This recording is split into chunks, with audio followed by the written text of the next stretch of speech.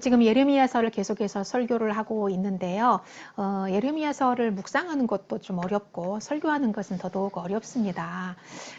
왜냐하면 자꾸 계속해서 심판하겠다라고 하는 말씀이 계속해서 반복되기 때문에 설교하는 저도 좀 많이 부담스럽고 그렇지만 그래도 우리가 하나님의 말씀이기 때문에 선택적인 경청 그리고 선택적인 묵상은 신앙에 결코 도움이 되지 않고 영적 생활에 건강하지가 못합니다. 그래서 오늘도 계속해서 이제 예레미야 설교를 이어가는데요. 오늘은 예레미야서 21장 1절부터 7절의 말씀인데 이 말씀 가운데서 하나님께서 우리에게 특별히 세 가지의 메시지를 주고 계시는데 그 말씀을 통해서 우리 각자가 귀한 은혜를 받는 시간 되었으면 좋겠습니다. 이제 바벨론이 유다를 공격하기 시작했습니다.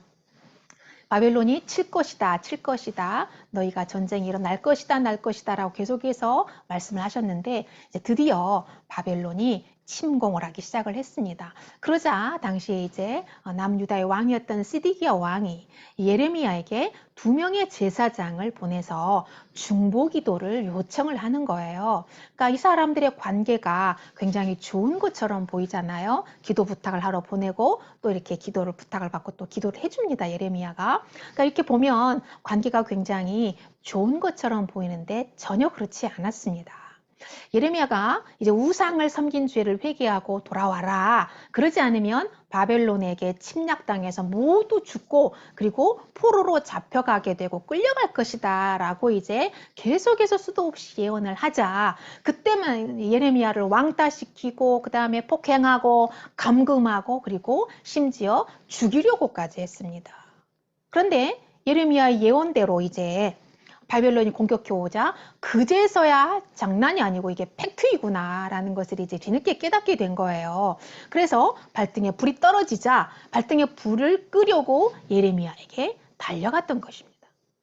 여러분, 우리가 신앙생활을 하고 수도 없이 주의 말씀을 듣고 설교를 듣는데 그냥 듣는 것으로 끝내버리고 혹은 이 말씀이 정말 이건 뭐 무슨 2000년 전에 있었던 일이지 뭐 그냥 성경에 있는 이야기지 라고 이렇게 우리가 등한시하거나 믿지 않는다면 우리에게도 이와 같은 일이 벌어지게 될 것입니다.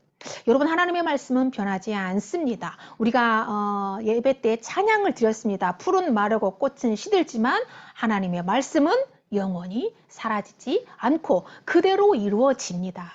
어느 시대를 막론하고 사람들은 하나님의 말씀을 믿지 않았습니다.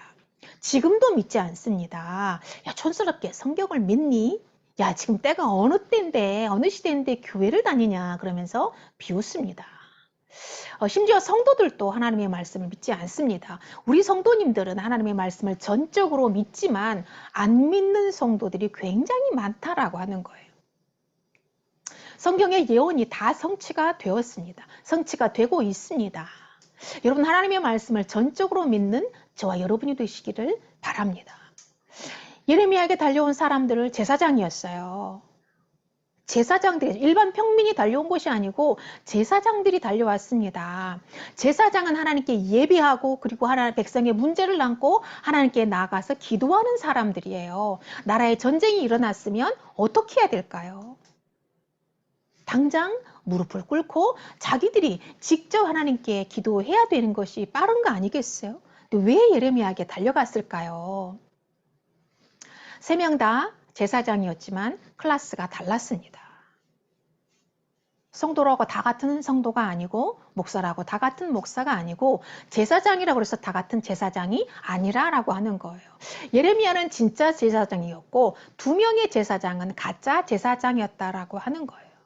왕의 귀를 달콤하게 하고 백성들의 귀를 달콤하게 해주는 직업 제사장이었다라고 하는 것입니다. 왕이 듣고 싶어하는 말, 왕이 원하는 말, 백성들이 듣고 싶고 백성들이 원하는 말만 하는 그런 사람들이었다라고 하는 거죠. 그러니까 예레미야를 따르는 사람은 한 명도 없었지만 이 제사장들을 따르는 팬은 굉장히 많았다라고 하는 것입니다.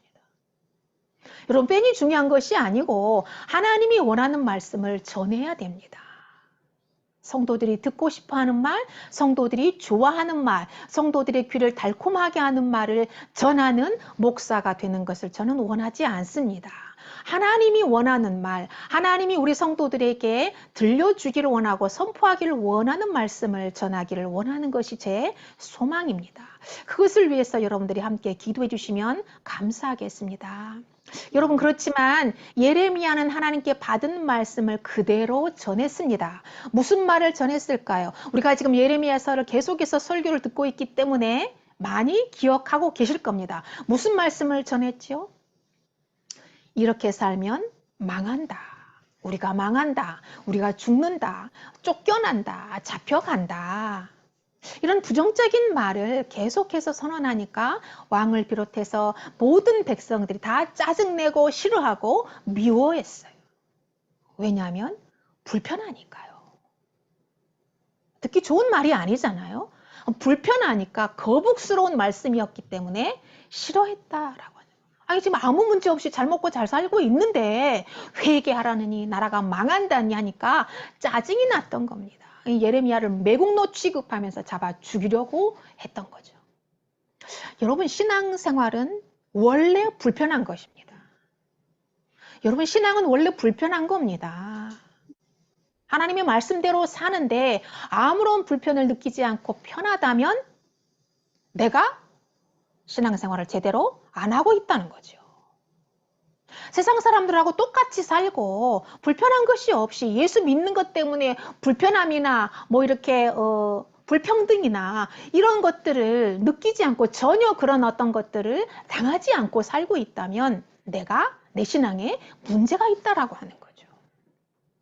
예수님이 불편한 것이 싫었다면 이 세상에 오시지 않았을 거예요. 안 오셨을 것입니다. 그렇지만 불편함을 감수해야만 구원을 이룰 수 있었기 때문에 하늘의 그 모든 편안함, 평안함, 그 모든 것들을 다 버리고 가장 불편한 가난한 자의 대표로 오셨습니다. 여러분, 가난한 것이 좋을까요? 불편할까요? 편안할까요? 불편. 가난은 너무 불편합니다. 우리 예수님은 이 세상에서 가장 불편한 자의 대표로 오셨습니다. 편히 잠도 못 주무셨고 배불리 먹지도 못했고 쉬지도 못하고 사역을 하셨습니다. 그러면서도 시간을 쪼개서 기도하셨습니다. 우리 예수님은 진짜 불편한 삶을 사셨습니다. 우리는 어떻습니까? 지금 너무 편안하게 신앙생활을 하고 있습니다. 너무 편안하게 신앙생활을 하고 있습니다. 여러분, 신앙의 위기는 힘들 때 찾아오지 않습니다. 고통스러울 때 신앙의 위기가 찾아오지 않습니다. 편안하고 잘 나갈 때 더 위험합니다. 옛날의 마귀는요, 성도들이 하나님을 버리도록 고난과 고통과 실패를 가져다 줬어요. 그렇지만 현대의 마귀는 어떨까요? 현대의 마귀는 성도들에게 성공을 가져다 주고 평안을 가져다 주고 부를 가져다 주고 돈을 가져다 줍니다. 왜냐하면 동방의 의인으로 인정받았던 욥을 시험했잖아요. 하나님이 허락을 받고 욥을 시험했어요. 말도 못할 고난과 고통을 가져다 줬어요. 하루아침에 10명의 자녀를 다 죽여버렸어요. 아내도 도망가게 만들어버렸어요. 그러니까 욥이 하나님을 버렸죠. 하나님 어떻게 나한테 이럴 수 있냐면서 하나님을 버리고 신앙을 버렸죠? 안 그랬습니다. 욥은 그 고통과 그 말할 수 없는 고난을 통해서 신앙이 더 성장했습니다. 그래서 내가 귀로만 듣던 하나님을 이제는 눈으로 보게 되었습니다. 라고 놀라운 신앙의 고백을 했습니다. 그러니까 마귀가 이 고난을 통해서 신앙이 성장하는 것을 확인하고 방법을 바꾼 것입니다. 아, 편안하게 해주면 하나님 떠나겠구나. 성공하게 해주면 하나님 떠나겠구나. 돈을 더 많이 벌게 해주면 하나님을 떠나는구나 하고 방법을 바꾼 것입니다. 여러분, 상황이 바뀌고 환경이 바뀌어도 여러분의 신앙이 흔들리지 않고 더 성장하게 되기를 바랍니다. 더 굳건하게 신앙이 성장하게 되기를 바랍니다. 시간이 갈수록 나이가 들수록 여러분의 신앙이 더욱더 깊어지고 영적으로 더욱 성장하게 되기를 저는 간절히 바랍니다. 여러분, 무림의 고수와 같이 정말로 고난이 찾아오고 힘들고 정말 인생의 풍파가 찾아와도 신앙의 고수가 되기를 예수님의 이름으로 축복합니다. 아멘. 오늘 예레미야 17장 1절부터 7절의 말씀 가운데서 하나님께서 우리에게 세 가지 메시지를 주십니다.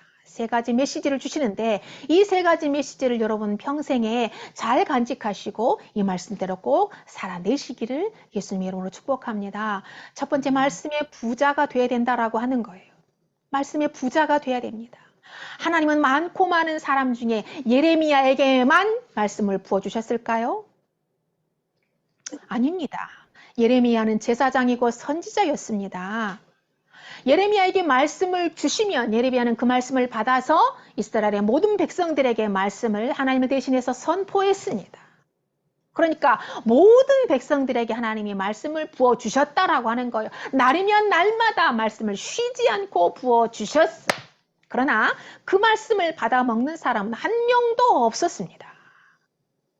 사람들은 못 먹을 것을 취급했어요. 하나님의 말씀, 살아있는 하나님의 말씀, 우리의 영혼을 살리고 우리의 육체를 살리고 우리를 치료하고 고치고 회복시키는 그 말씀을 못 먹을 것 취급하면서 짓밟고 무시하고 쓰레기 취급을 했어요. 예레미야만 하나님의 말씀을 받아 먹는 상황이 된 것입니다. 그러니까 예레미야와 백성들 간의 이 말씀의 빈부격차가 굉장히 심했다라고 하는 거예요. 여러분, 돈의 빈부격차가 중요할까요? 제가 예레미야를 설교하면서 말씀을 드렸습니다. 하나님의 백성은 무엇으로 산다고 제가 말씀을 드렸나요? 돈으로 사는 것이 아니라 말씀으로 산다라고 말씀을 드렸습니다. 하나님의 백성은 물론 돈도 필요합니다. 돈이 있어야 됩니다. 돈 없으면 안 됩니다. 그러나 돈으로만 산다라고 말씀을 무시하고 살아가는 것은 성도가 아닙니다. 하나님의 사람은 돈으로만 사는 것이 아니라 하나님의 말씀으로 살아가는 것입니다. 이 말씀을 꼭 기억하시기 바랍니다. 돈으로만 사는 것이 아니고 하나님의 말씀으로 사는 것입니다. 예수님은 사람이 밥으로만 살 것이 아니다라고 했어요. 말씀을 정확하게 글자 하나하나를 명확하게 기억하시고 읽으셔야 됩니다. 돈으로 사는 것이 밥으로 사는 것이 아니라고 그랬어요. 밥으로만 살 것이 아니요 하나님의 입에서 나오는 모든 말씀으로 살 것이다 라고 말씀을 했습니다. 동물은 밥만 먹고 삽니다. 밥만 먹고 삽니다. 밥으로만 삽니다. 그러나 사람은 영적인 존재이기 때문에 밥만 먹고는 못 살아요. 밥으로만 못 사는 것입니다. 돈으로만 못 산다라고 하는 거예요. 하나님의 말씀을 먹어야 영이 살아납니다. 할렐루야. 아멘. 예수님은 나는 생명의 떡이다 라고 말씀했어요. 나는 생수다 라고 말씀했습니다. 그러니까 예수님을 먹어야 굶주리지 않고 굶주림에서 벗어나고 예수님을 마셔야 갈증에서 벗어나는 거예요. 여러분, 대기업 성공자들이 왜 그렇게 갈증을 느끼고 왜 그렇게 인생의 허기를 느낄까요? 유명한 연예인들이 네로라면 연간 저작권료만 해도 12억이 나와요. 유명한 가수는 저작권료만 해도 1년에 12억이 나옵니다. 한 달에 1억이 나와요. 저작권료만 해도. 그런데 왜 그렇게 허기를 느끼고 왜 그렇게 방황하고 왜 그렇게 자살을 할까요? 인간이 돈으로만 살지 못하는 존재라고 하는 거예요. 그래서 인간은 하나님의 말씀을 먹어야 하는 것입니다. 영적인 존재이기 때문에 영혼이 갈급하고 영혼이 허기지기 때문에 그러는 것입니다. 여러분, 있는 사람은 더 부자가 되고요. 없는 사람은 더 가난해집니다. 이게 우리가 사는 세상은 빈부격차가 갈수록 심해지고 있기 때문에 그렇습니다. 영의 세계도 똑같습니다. 말씀을 가진 자는 더 풍성하게 되어서 영적인 풍요를 누리고 말씀이 없는 자는 더 가난해져 가지고 영적으로 마른 뼈다귀가 되고 마는 거예요. 사랑하는 성도 여러분, 말씀의 부자가 되시기를 진심으로 축복하고 간절히 바랍니다. 아멘. 여러분, 말씀을 주일날 한 번만 먹는데 영혼이 건강하다라고 생각한다면 큰일 납니다. 사랑하는 성도 여러분, 갓난아이가 엄마 젖을 헐떡이며 빨아먹듯이 여러분 하나님의 말씀을 목숨 걸고 빨아먹어서 말씀의 부자가 되시기를 축복합니다. 영적인 부자가 진정한 부자입니다. 하나님의 백성들은 영적인 부자가 돼야 됩니다. 말씀의 부자가 돼야 됩니다. 오늘 하나님께서는 저와 여러분에게 말씀의 부자가 되어라 라고 말씀하고 계십니다. 두 번째로 하나님의 경고를 받아들이고 회개해야 하는 것입니다. 하나님의 경고를 받아들이고 회개해야 합니다. 이미 북이스라엘이 아수르에 의해서 멸망했다라고 제가 여러 번 지금 계속해서 말씀을 드리고 있습니다. 100년 전에 북이스라엘이 이미 아수르에 의해서 멸망했습니다. 그러면서 하나님은 너희도 회개하지 않고 너희도 돌이키지 않으면 너희도 북이스라엘과 같이 멸망하게 될 것이다 라고 계속 경고했어요. 회개할 기회를 줬다라고 하는 거예요. 그렇지만 그들은 경고를 받아들이지 않았습니다. 여러분, 우리 하나님은 좋으신 하나님이십니다. 우리 하나님은요, 정말 매너가 충만하신 분이에요. 경고하십니다. 사인을 주신다라고 하는 거예요. 모든 여러 루트를 통해서 경고를 주시고 사인을 주신다라고 하는 거예요. 너 그렇게 살면 큰일 나. 너 그렇게 살면 매 맞는다. 너 그렇게 살면 엄마가 혼낼 거야. 이렇게 자녀들에게 경고하듯이 사인을 주듯이 우리 하나님은 너무나 좋으신 아버지이시기 때문에 매너가 충만한 아버지이시기 때문에 경고를 주신다라고 하는 거예요.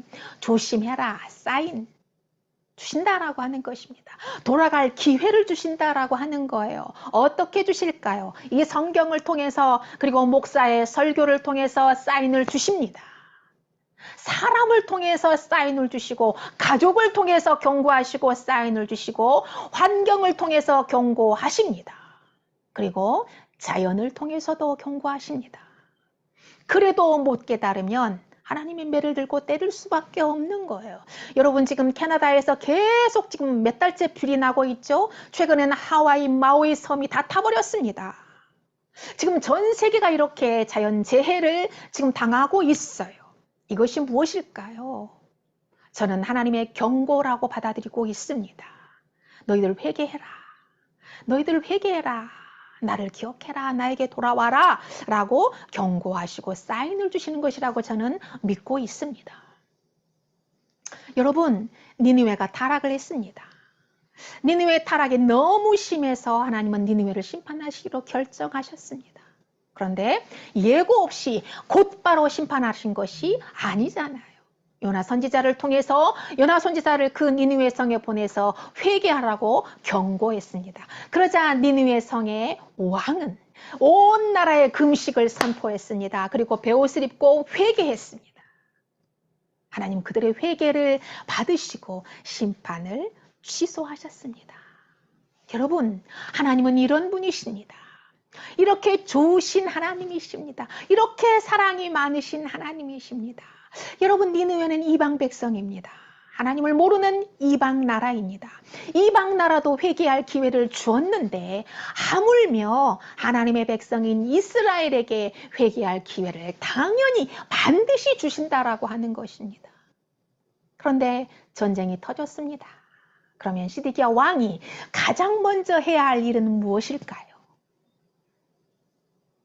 네, 니느웨 왕처럼 회개하는 것입니다.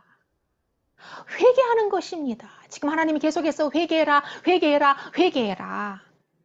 회개가 슈브라고 말씀드렸잖아요. 슈브해라, 슈브해라. 매 슈브하고 있는 너희가 내 말을 듣고 빨리 슈브해라, 돌아와라, 회개해라, 나에게 돌아와라 라고 계속해서 말씀했어요. 하나님께 잘못했다고 진심으로 회개하는 것이 시드기야 왕이 가장 먼저 해야 할 일입니다. 모든 백성에게 금식을 선포하고 진심으로 회개해야 하는 것이 시드기야가 가장 먼저 해야 할 일이에요. 그렇지만 시드기야는 끝까지 회개하지 않았어요. 이스라엘 백성 중에 오직 한 사람, one person, 오직 한 사람만 하나님께 회개했습니다. 그가 누구일까요?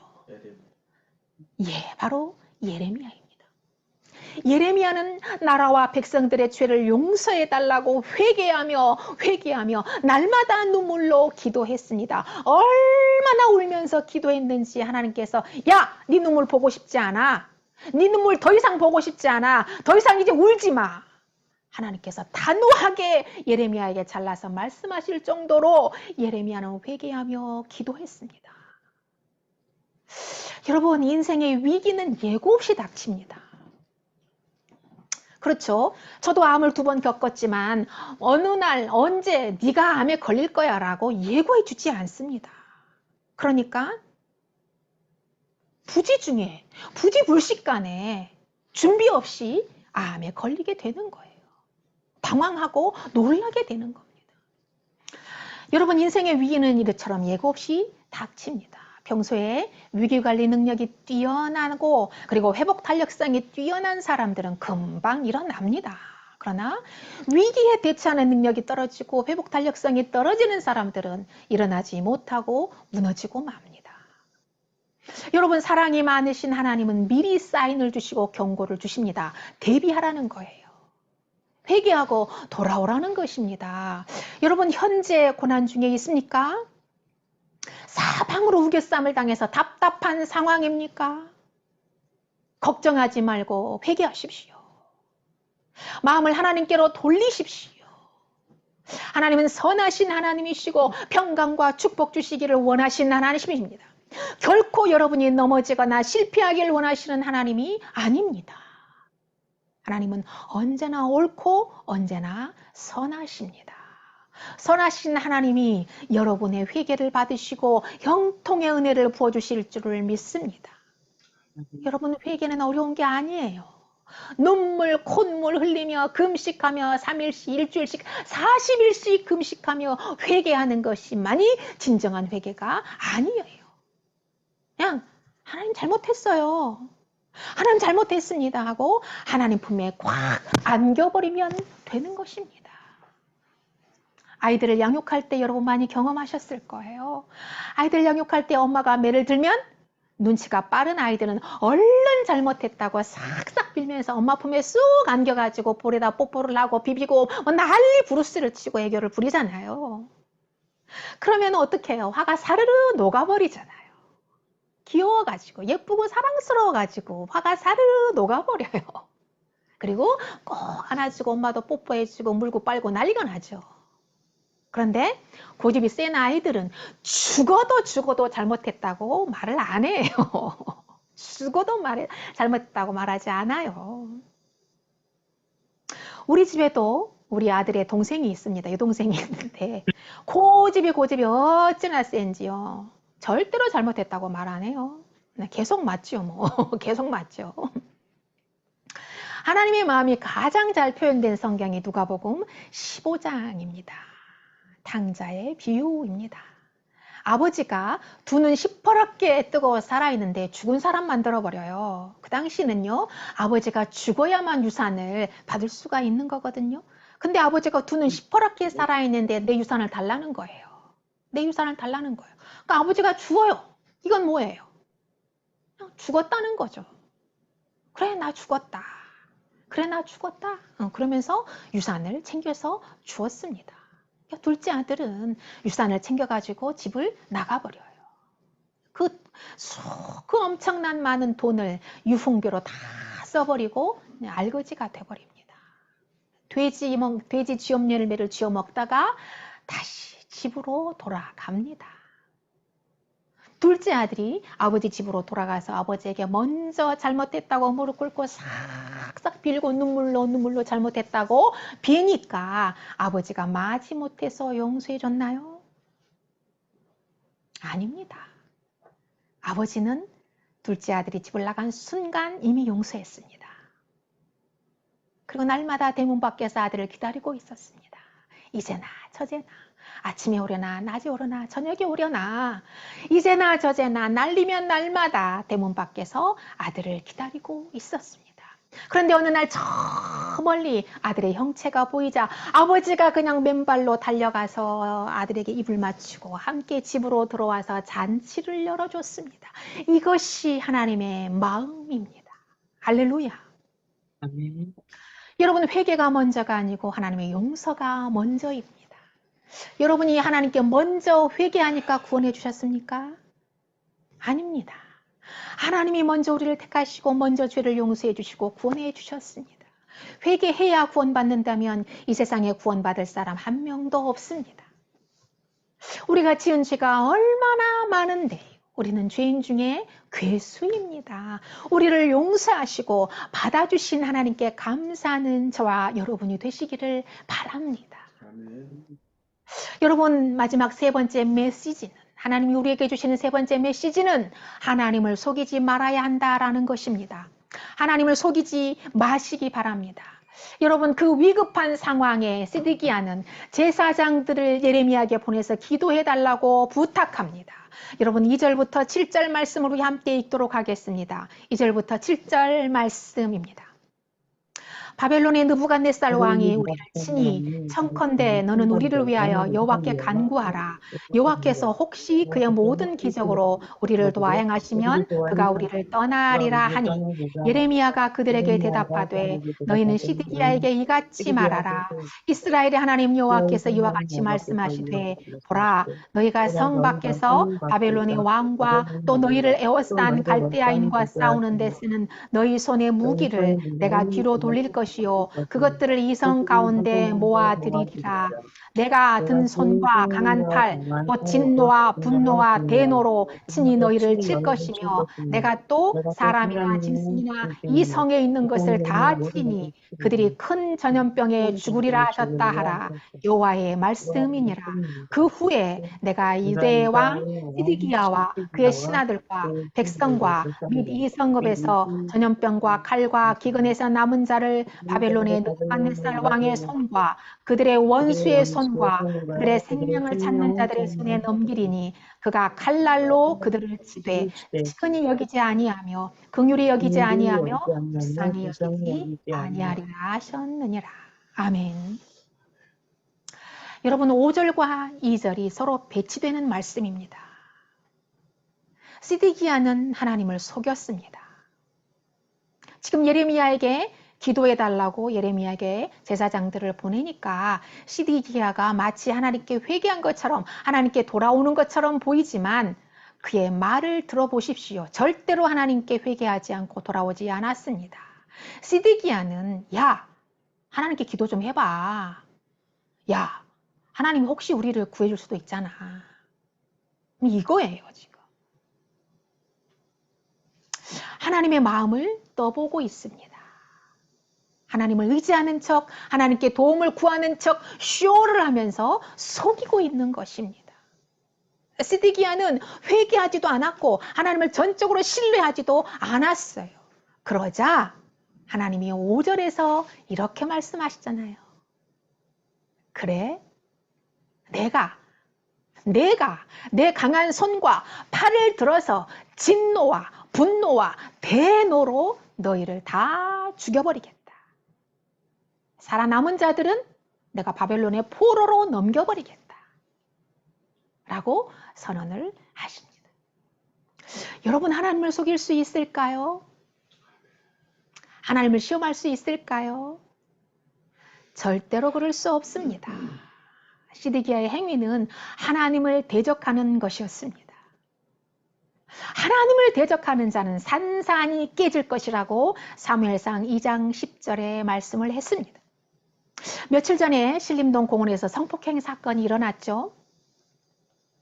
어디서 일어났냐면 CCTV 사각지대에서 벌건 대낮에 이런 끔찍한 사건이 벌어졌습니다. 그러나 하나님은 만유보다 더 크신 분이기 때문에 하나님의 시선에는 사각지대가 절대 없습니다. 그러므로 하나님을 속일 수 있다고 생각하는 건 용서받을 수 없는 죄악입니다.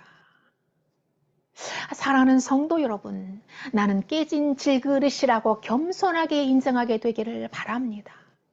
모든 사람들이 하나님을 향해 등을 돌리고 하나님을 속이고 온갖 역겨운 짓을 하는데 오직 한 사람만 진실하게 하나님을 믿었습니다.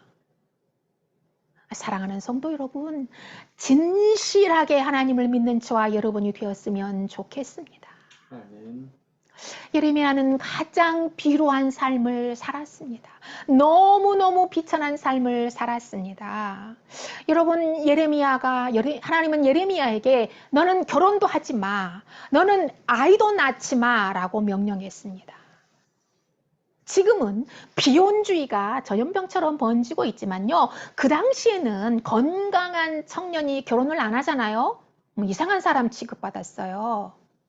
바보 취급당하고 불구자 취급받았어요. 그러니까 결혼 안 하고 혼자 독신으로 살았으니 사람들이 예레미야를 어떻게 취급했겠습니까? 그리고 하나님은 예레미야에게 너는 결혼식에도 참석하지 말고 너는 초상집에도 가지 마라고 명령했어요. 이게 무슨 말이에요? 인간관계를 다 끊어라 라고 말씀하신 거예요. 인간관계를 다 단절해라. 독신 생활을 해라 라고 말씀하신 겁니다. 세상의 시각으로 보면 소망이 없고 정말로 비루하고 비천한 그런 삶을 살았습니다.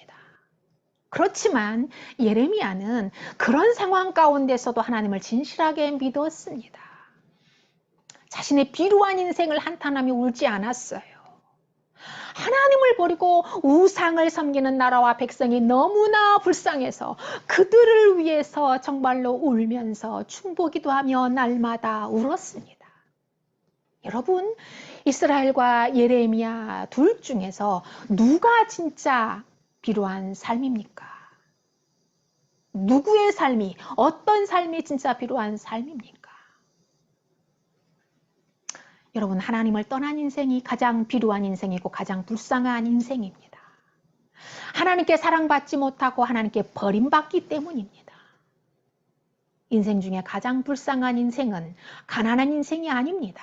아픈 사람이 아닙니다. 불구자가 아닙니다. 하나님을 떠난 사람, 하나님을 버린 사람, 하나님께 버림받은 사람이 이 세상에서 가장 불쌍하고 가장 비루한 인생입니다. 할렐루야. 여러분은 하나님의 측량할 수 없는 사랑을 받은 분들입니다. 여러분 비록 가난하고 병들고 연약하고 불완전하지만 하나님이 여러분의 인생을 붙잡고 계십니다. 하나님이 여러분을 축복하고 계십니다. 형통한 길로 이끄십니다. 그것을 믿으시기를 바랍니다.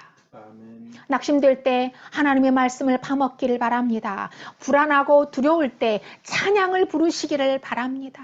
인생에 소망이 없다고 느껴질 때 하나님을 의지하시기를 바랍니다. 그것이 하나님을 따르는 삶이고 그것이 하나님을 전적으로 의지하는 삶입니다. 오늘 세 개의 메시지를 다시 한번 복습해 보겠습니다. 첫 번째, 말씀의 부자가 돼야 됩니다. 두 번째, 하나님의 경고를 받아들이고 회개해야 합니다. 세 번째, 하나님을 속이지 말아야 합니다. 네, 그렇습니다. 여러분, 한 번뿐인 인생입니다. 하나님을 제대로 믿고 말씀에 순종하겠다고 결단하는 저와 여러분이 되었으면 좋겠습니다. 아멘. 하나님의 말씀에 인생을 걸고 전적으로 말씀을 따르는 저와 여러분이 되면 정말로 좋겠습니다. 기도하겠습니다.